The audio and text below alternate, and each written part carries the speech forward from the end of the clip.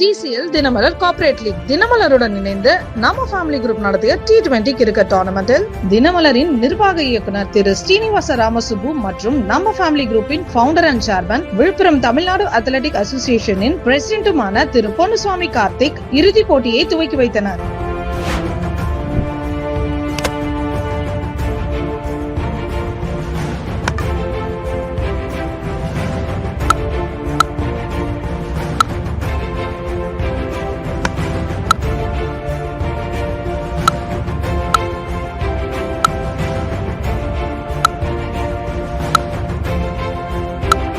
இந்த இறுதிப் போட்டியில் இன்போசிஸ் அணியை வீழ்த்தி சாம்பியன் பட்டம் வென்றது சால் கம்பெனி.